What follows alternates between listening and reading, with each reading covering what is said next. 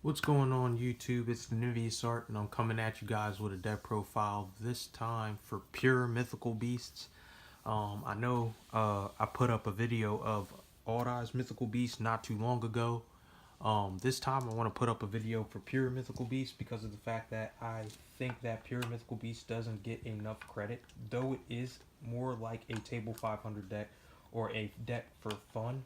It can be seen as a semi-competitive deck depending on how you play it and what you play in it. If your first hand sees a Master Cerberus or a Jackal, and a Duelist Alliance and goes uncontested by hand traps, you actually end up building a really good board.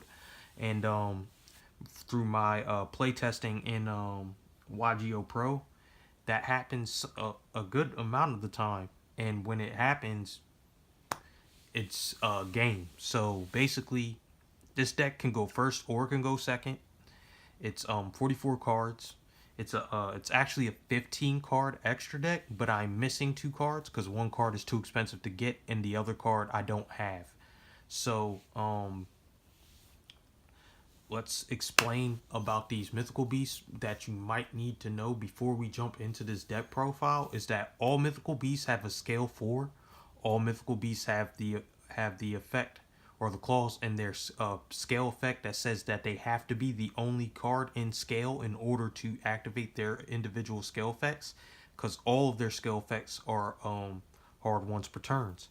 Then all of the mythical beasts also have the clause in their monster effects where it says they gain a particular amount of spell counters for every spell card activated.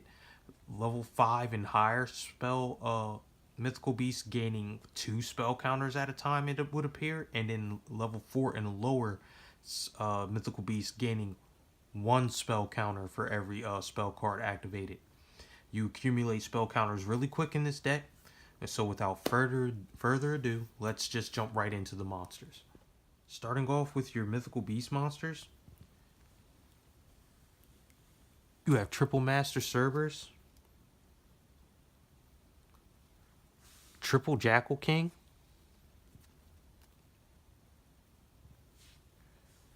triple Basilisk, the double Medusa, the triple Garuda, and the triple Jackal, the baby Jackal. So basically what happens is explaining my ratios with this deck. Usually anybody playing a pure build of this, the only ratio that I've actually seen consistently changed is Medusa's never at 2. It's either at 1 or it's not in the deck. And this is either at 3 or it's at 2 playing the pure build. Like that's what I've seen. And all I've got to say is these cards do have effects on field that are actually worth playing them. So I play this at 2, not only because I like its monster effect, but I also because I like the scale effect, and I play this at 3 because I just might need to get these cards off my extra deck. So starting off with but now going into their effects. So starting off with your boss monster, your Master Cerberus is a 2800 body all the way around. It has 2800 attack, 2800 defense. Its scale effect is when you pop it, that it searches a level 7 or lower mythical beast from your deck and adds it to your hand. And its monster effect allows it to not be destroyed by card effects when there's 4 counters on your side of the field. And when you can remove 4 counters from your side of the field in order to target a monster on your opponent's side of the field, banish it, and add its original attack to Master Cerberus's attack, which makes it a very big beater when you think about it, because it could actually catch a lot of cards like that. Even though some cards are like can't be targeted, cards that can, like the smaller monsters that's on the field that can be targeted, you can use it to hit the smaller monsters and then attack over bigger monsters. Jackal King has its scale effect somewhat like a nerfed Pendulum Reborn. So basically, when it's in scale, you pop it. It special summons a mythical beast monster from your that's face up on your extra deck, and puts it on summons it to the field. Its actual monster effect is you can remove 2 counters from your side of the field in order to negate a monster effect. That effect is a soft once per turn, similar to Master Cerberus's effect. So therefore, if you have multiple copies of Jackal King, you can use its effect multiple times. Same way with Master Cerberus. If you have multiple copies of Master Cerberus, you can use its effect multiple times. Next is Bashless. Bashless is basically like a it's kind of like using in scale. It's kind of like using a upstart goblin. So basically, you shuffle a face-up spellcaster type monster that is on your extra deck back into the deck, and then you draw 1 card. Its monster effect allows you to place a allows you to take a mythical beast monster from out of scale or that's face up on your extra deck and add it back to your hand, which actually comes in clutch when you want to activate another mythical beast monster's effect in scale, or when you have too many mythical beast cards in scale. Or you have another card that you just want to recycle from your extra deck in order to use its scale effect. Medusa is like Monster Reborn for any card that has that can hold spell counters. So any monster that can hold spell counters, Medusa is a Monster Reborn for. So you pop it, you summon back that monster, whether from the graveyard, and then after you summon it back, you add a spell counter to that monster. Its on field effect as a monster is that it would be able to, during your opponent's battle phase or during the battle phase in general, you'd be able to remove 2 spell counters from the field and cut the attack and defense of a monster in half, which actually ends up helping you sometimes, especially after you summon your Starving Venom, because your Starving Venom makes most of your monsters. I think that's how the effect works. It makes your monsters piercers. So monsters with strong defense being able to get over them, especially while having this card souped up off of its effect, the Master Cerberus souped up off of its effect works wonders. Garuda as a scale basically has the same exact effect as Archfiend Eccentric, but as a monster, it's more so used as a hand trap. So what happens is you remove 3 spell counters from your side of the field when your opponent normal summons or special summons. This card gets summoned out, and then it acts like a compulsory evacuation device. So basically,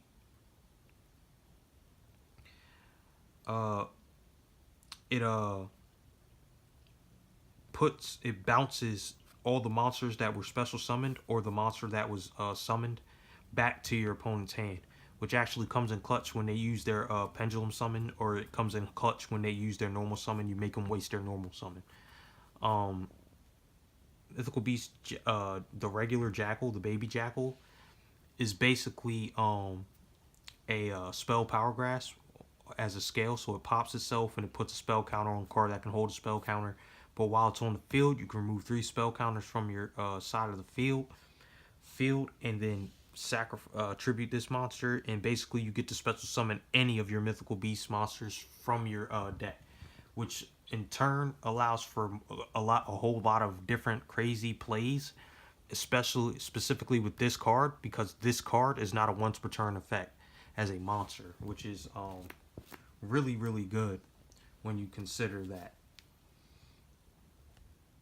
Moving on up in the world, you have triple Astrograph Sorcerer. I don't play the entire package, which would be Astrograph Sorcerer and the Stargazer.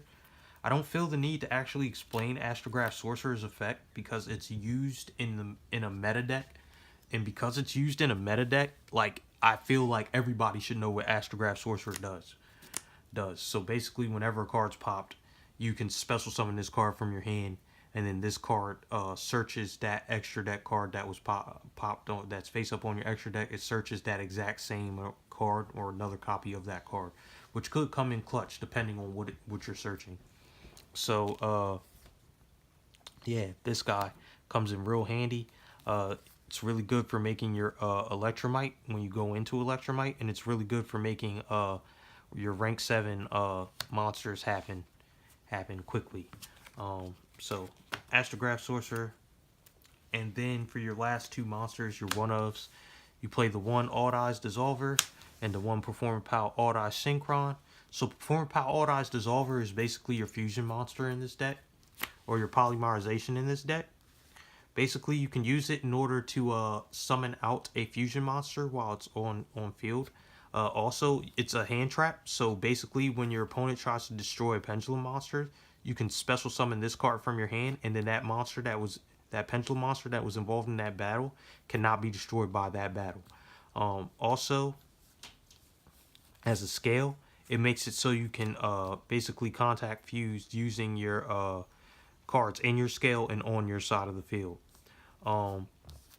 This card, we mostly only use it for its synchro ability as a tuner, and its ability that when you play it, if you have a card in scale, you can special summon that card that was in scale, and then immediately synchro the card that you special summoned with this card.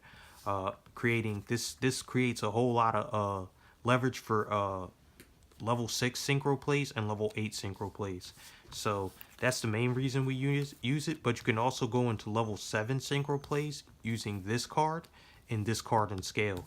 So we're pretty good with that, and that's all your monster cards. Moving on to your spell and trap cards.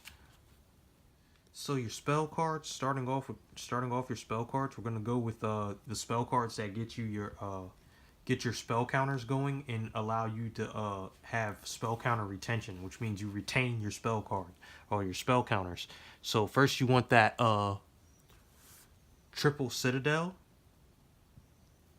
Basically, Citadel is just a bank for spell counters. Every time you play a spell card, this card gains spell counter. When your opponent tries to destroy it, you can remove a spell counter from it instead.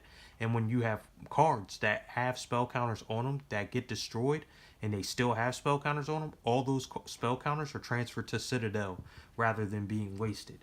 Then you got the Mythical Bestiary. Mythical Bestiary, I've run it at 3. Basically, you mill the top 2 cards of your deck, and then you can place up to 2 spell counters on any card that can hold spell counters.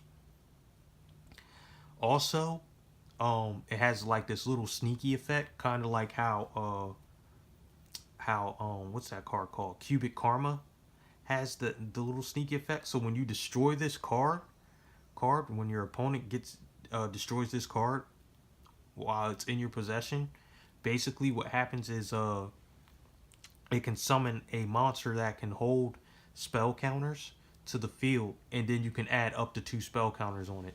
So basically, at the end of that clause, it just ends up having the same exact effect, except it special summons a monster directly from your deck.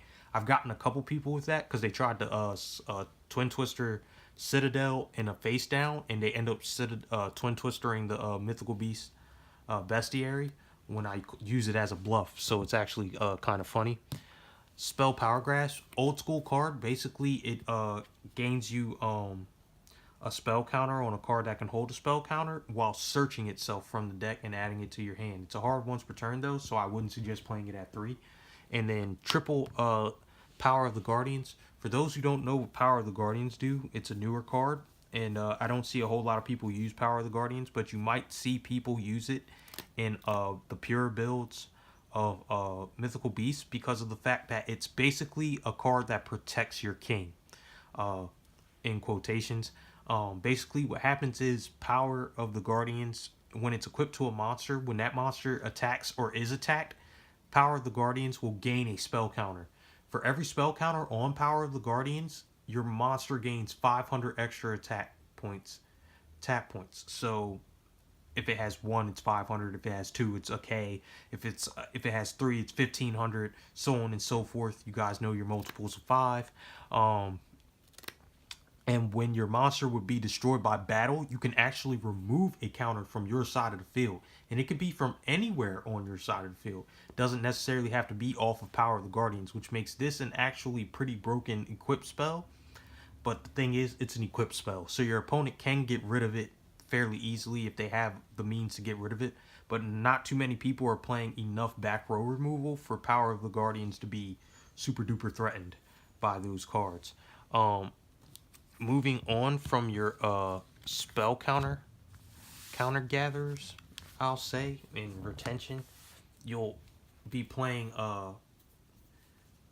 cards that help you fix your hand in your field. So I play double Ignite Reload and one Monster Reborn. And the reason why I play double Ignite Reload is because Ignite Reload just fixes your hand. It allows you to put Pendulum monsters back into your deck and draw the same amount of monsters that you put back into your deck and then draw an extra card. Note that it can only be Pendulum monsters that you're putting back into your deck. But it always gets you one card extra than what you put back into your deck, which makes you break even because you're missing your reload, but at the same time it'll end up looking like you plussed. So I guess it's actually kind of like a +1. And like I said, it just helps you fix your hands. Like if you've already used a Mythical Beast card, scale effect, but you don't want to summon it as a monster, or you can't summon because you've already used your normal summon, you just activate that card, shuffle it back into your deck, and pray to God that you get a different Mythical Beast monster that you haven't used its scale effect yet.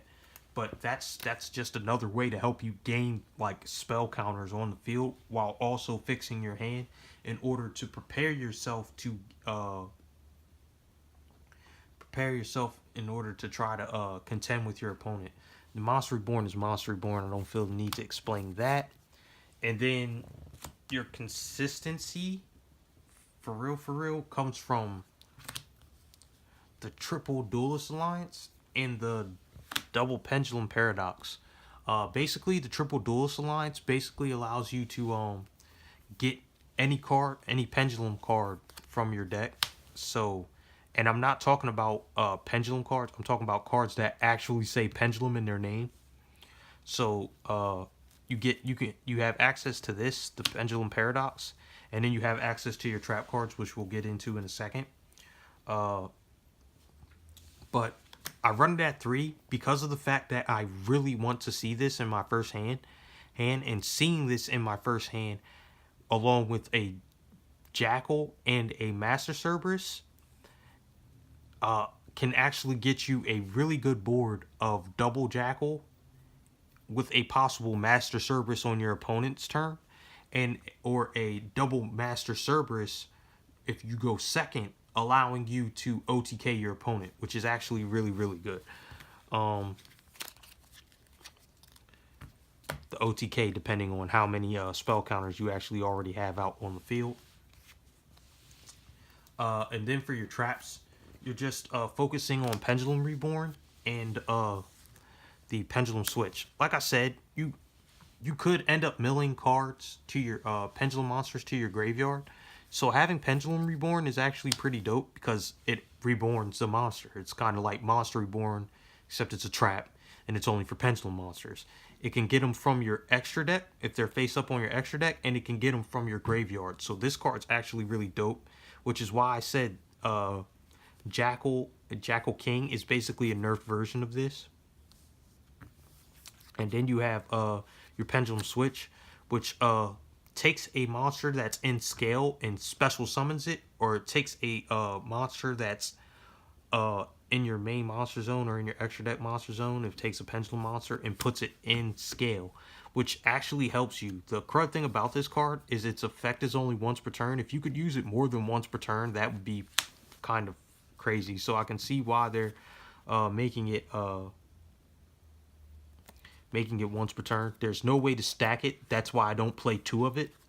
But it's actually just a really good card in general. And that's your main deck. Moving on to your extra deck. If we move on to your extra deck, you'll find that I am missing 2 cards from this extra deck. But I'm going to tell you what they are, so you guys will know. But beginning with your fusions, Odd-Eyes Vortex Dragon. It's Odd-Eyes Vortex Dragon. I don't see why you wouldn't play it. It's easy to get into, whether you're using Odd-Eyes Absolute Dragon or you're using your Odd-Eyes Dissolver, which is the other reason I play Odd-Eyes Dissolver. It's another quick way to get into the Vortex Dragon. Starving Venom Dragon. Basically the Supreme King Dragon Starving Venom is actually the best version of that card in my opinion. You can get it out really easy. All you got to do is tribute. All you got to do is contact fuse 2 Dark Pendulum monsters, which is extremely easy in this deck because you can contact fuse. It could be double Jackal King. It could be Jackal King and Astrograph. It could be double Astrograph. It could be Jackal and a Jackal King, Jackal and Astrograph, double Jackal. However you want to do that, it can be summoned in multiple different ways. It's really easy to get to. And then you have Performing Pow Gatling Ghoul, which you can get using your Odd-Eyes Dissolver. And basically you need one Perform Pow monster, and your Odd-Eyes Dissolver is actually a Perform Pow monster because it's Perform Pow Odd-Eyes Dissolver. It's also the other card that you use to get into it because you need a level 5 Dark monster. Basically, that's Jackal King, that's Astrograph Sorcerer. If you're choosing to run the Stargazer is a level 5 Dark monster exactly, so you can use the Stargazer. And basically, if you're using a Dark Pendulum monster as its other material, it gets to pop a card on your opponent's side of the field or pop a monster on your opponent's side of the field and deal damage equal to that monster's original attack, which is the other reason why I have it. It's because it burns your opponent and that could end the game. Another couple win more cards is the Spellcaster Synchros, the Tempest Magician, which you remove all the spell counters on your side of the field. You burn your opponent for 500 for every spell counter that was removed. Explosive Magician is another good card if you have spell counters on your field, whether it be because Citadel's sitting there and hawking all of the spell counters. You remove 2 from your side of the field. You automatically get to blow up or pop a spell trap on your opponent's side of the field. Really good for getting rid of cards like Unending Nightmare, Anti-Spell Fragrance. What other cards are annoying? Macrocosmos, Dimensional Fisher, and what other cards are really annoying? What else am I missing? Lose 1 turn, the Monarch's Erupt, all those cards. All those annoying cards, this card can get rid of them as long as they're not playing another... well, I guess it can't get rid of Monarch's Erupt because Monarch's Erupt is actually negating my effect. So, but it can get rid of all the other cards that was mentioned prior to that. So it's actually really, really good. Arcanite Magician. I like Arcanite Magician even though you have to target the cards that you pop with Arcanite Magician's effect. You gotta think that there aren't too many cards being played that are untargetable right now. So, meh. Cyphering Lord Omega, because Cyphering Lord Omega. Supreme King Dragon Clearwing. Raigeki on summon. Need I say more? Then for your Xyz monsters, Odd-Eyes Absolute Dragon, the Big Eye, take your monster. Monster, and that's all I gotta say about that. Stop spells, so you want Titanic Galaxy stop spells. And then the Link monsters, I'm missing 2 of them, so I'll just do the ones that I do have: Link Haribo and Decode Talker. And then the other 2 Link monsters I'm missing are Underclock Taker and the 1 Electromite. I don't need more than 1 Electromite. I find myself not needing more than 1 Electromite in this build because Electromite can get you into more cards to get you into more spell counters, but it's not super duper necessary. So that's your extra deck. All right, guys. Like I said, that's basically the deck. 44 card main deck, 15 card extra deck. Basically, you don't. I don't ever do side decks, because side decks are always up to your personal opinion, but some options for a side deck, most definitely uh, Ghost Ogre in this format, um, even Veiler in this format. You definitely definitely probably do want to have raw sphere mode, um, the usual stuff, the dimensional barrier, the evenly matched, the usual things that you want to have in this deck. Like I said, I'm not really using a whole bunch of hand traps in the main deck, but I do tend to use Ogre in my side deck, because of the fact that Ogre is just a really good card this format.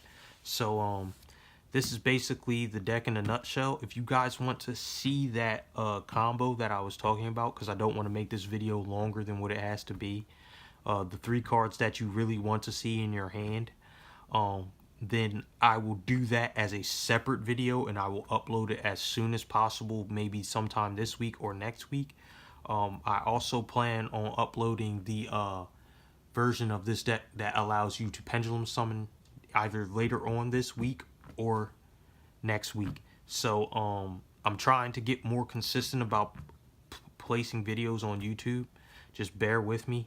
I also plan on doing an opening for a display opening for the special edition of Extreme Force, because I really want to get those Called by the Graves. So I'll be doing that, and then you'll be getting updates on my cubic deck and this deck, and probably other decks that I am currently working on as well, when the rest of the cards come out for them, because I do have a Time Lord build that I want to show you guys. I do have a Dark Lord build that I want to show you guys, and we'll get to those when their cards actually do come out.